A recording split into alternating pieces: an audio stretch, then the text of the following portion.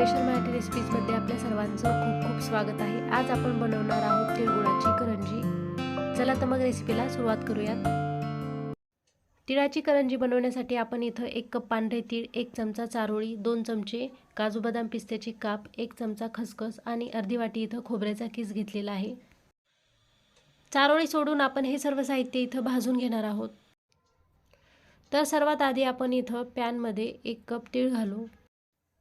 तीळ इथं आपण पॉलिश न केलेला घेतलेला आहे। तुम्ही इथं पॉलिश केलेला तीळही घेऊ शकता, पण अनपॉलिश तिळाची चव खूप छान लागते। लो टू मीडियम फ्लेमवरती आपल्याला तीळ हे 2 ते 3 मिनिटभर छान भाजून घ्यायचे आहेत आणि तीळ भाजून घेत असताना सतत हलवत राहायचे आहेत। आता इथे 2 ते 3 मिनिट झालेले आहेत। तीळ तडतडायलाही सुरुवात झाली आहे, शिवाय तिळाचा कलरही चेंज झालेला आहे। आता आपण यांना काढून घेऊ। तीळ काढून झाल्यानंतर पुन्हा याच पॅनमध्ये आपण 1 चमचा खसखस घालू। इथं खसखस आपल्याला 15 ते 20 सेकंद छान भाजून घ्यायची आहे आणि इथं खसखस भाजून झाली आहे। आता आपण हिला काढून घेऊ। त्यानंतर पुन्हा याच पॅनमध्ये आपण काजू बदाम पिस्त्याचे काप घालू। काजू बदाम पिस्त्याचे काप ही इथं आपण 15 ते 20 सेकंद छान भाजून लगेचच काढून घेऊ।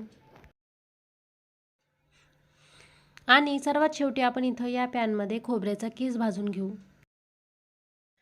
15 ते 20 सेकंद खोबऱ्याचा किस हा छान सोनेरी रंग होईपर्यंत भाजून घ्यायचा आहे आणि इथं खोबऱ्याचा किस ही छान भाजून झालेला आहे। आता आपण यालाही काढून घेऊ।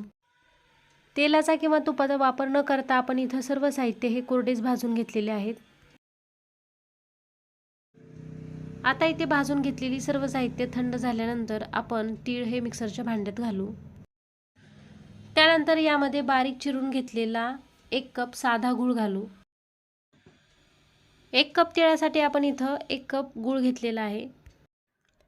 त्यामुळे या मिश्रणामध्ये गोडाचं प्रमाण हे अगदी परफेक्ट असं होतं। तरीही आपण इथं गोडाचं प्रमाण हे आवडीनुसार कमी जास्त ठेवू शकतो। त्यानंतर यामध्ये भाजून घेतलेले काजू बदाम पिस्त्याचे काप घालून हे तिळगुळाचं मिश्रण आपल्याला अशा प्रकारे बारीक वाटून घ्यायचं आहे। आता हे बारीक करून घेतलेलं मिश्रण आपण एका बाउलमध्ये काढून यामध्ये आपण 1 चमचा भाजून घेतलेली खसखस घालू। सोबतच यामध्ये 1 चमचा चारोळी, भाजून घेतलेला खोबऱ्याचा किस आणि अर्धा चमचा वेलची पावडर घालायची आहे। त्यानंतर हे सर्व मिश्रण व्यवस्थित असं मिक्स करून घ्यायचं आहे आणि हे तिळगुळाचं मिश्रण व्यवस्थित मिक्स करून झालेलं आहे। आता आपण याला बाजूला ठेवून देऊ। त्यानंतर इथे एका मोठ्या ताटामध्ये आपण 1 कप मैदा घेऊ। मैद्याऐवजी तुम्ही इथं रवा घेतला तरीही चालेल किंवा मैदा आणि रवा हे अर्ध्या अर्ध्या प्रमाणात घेतलं तरीही चालेल, पण इथं आपण फक्त मैदाच घेतलेला आहे। आता यामध्ये पाव चमचा म्हणजे चवीनुसार मीठ घालून याला व्यवस्थित मिक्स करून घेऊ। त्यानंतर यामध्ये कडकडीत असं गरम करून घेतलेलं 2 चमचे तूप घालू आणि थोडंसं थंड झालं की सुरुवातीला बोटाच्या साहाय्यानेच हे मिश्रण व्यवस्थित मिक्स करून घेऊ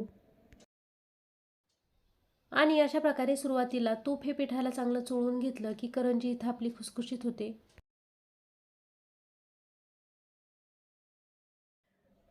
त्यानंतर यामध्ये आपण लागेल तसं म्हणजे थोडं थोडं कोमट पाणी घालून याचा मऊसर असा गोळा मळून घेऊ।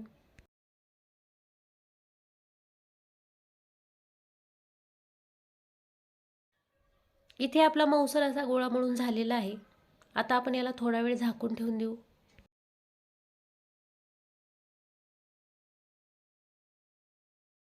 आता इथे 10 मिनिटे झालेली आहेत आणि इथं पीठही आपलं छान मुरलेलं आहे। आता आपण करंजी बनवायला घेऊ। आता या पिठाचा एक छोटासा गोळा घेऊन आपण याला लाटून घेऊ।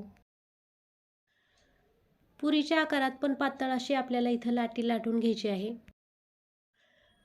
आकाराने पुरी एवढीच पण पातळ अशी इथं आपली लाटी लाटून झाली की यामध्ये आपण मधोमध 1 चमचाभर बनवून घेतलेलं तिळगुळाचं सारण घालू। त्यानंतर पसरलेलं सारण बोटाच्या साहाय्याने मधोमध घेऊ आणि व्हिडिओत दाखवल्याप्रमाणे दोन्ही बाजू एकसारख्याच उचलून त्यांना धरून अशा प्रकारे फोल्ड करून घ्यायचं आहे। त्यानंतर हाताला चिकटू नये म्हणून वरून थोडंसं कोरडं पीठ घालून आपण बोटाच्या साहाय्याने कडा दाबून घेऊ। त्यानंतर करंजी कटरच्या साहाय्याने आपण करंजीच्या कडा कट करून घेऊ। त्यानंतर कट केलेला भाग काढून घेऊ। आणि अशा प्रकारे इथं आपली पहिली करंजी तयार आहे। आणि अशा प्रकारे करंजी जमत नसेल तर करंजीच्या साच्यामध्ये ही करंजी आपण बनवू शकतो। आणि इथं आपल्या सर्व करंज्या बनवून तयार आहेत। आता आपण यांना तळून घेऊ। तळण्यासाठी इथं आधीच कढईमध्ये तेल तापायला ठेवलेलं आहे आणि तेलही इथं आपलं चांगलं तापलेलं आहे। आता आपण यामध्ये करंज्या सोडू। कढईत मावतील एवढेच करंज्या आपल्याला इथं तेलात सोडायचे आहेत आणि झाऱ्याच्या साहाय्याने यांना उलटसुलट करून दोन्ही बाजूंनी तळून घ्यायचे आहेत। लो टू मीडियम फ्लेमवरती हलकासा सोनेरी रंग होईपर्यंत करंज्या आपल्याला तळून घ्यायच्या आहेत। अंदाजे अर्धा मिनिटभराने करंजीचा सोनेरी रंग दिसायला लागला की आता आपण हिला काढून घेऊ आणि उरलेल्या करंज्याही आपण अशाच प्रकारे तळून घेऊ। आणि इथं आपल्या सर्व करंज्या तळून तयार आहेत। खुसखुशीत आणि टेस्टी अशी इथं आपली तिळगुळाची करंजी तयार आहे। मग माझी ही रेसिपी तुम्हाला कशी वाटली कॉमेंट करून नक्की सांगा आणि येत्या संक्रांतीला तुम्हीही नक्की ट्राय करा। आणि व्हिडिओ आवडला असेल तर लाईक, शेअर आणि सबस्क्राईब करायला विसरू नका। आणि हो, बाजूलाच असलेलं बेल आयकनही नक्की दाबा, जेणेकरून माझ्या प्रत्येक व्हिडिओचं नोटिफिकेशन तुम्हाला सगळ्यात आधी मिळेल। पुन्हा भेटूयात पुढच्या रेसिपीसह। तोपर्यंत नमस्कार।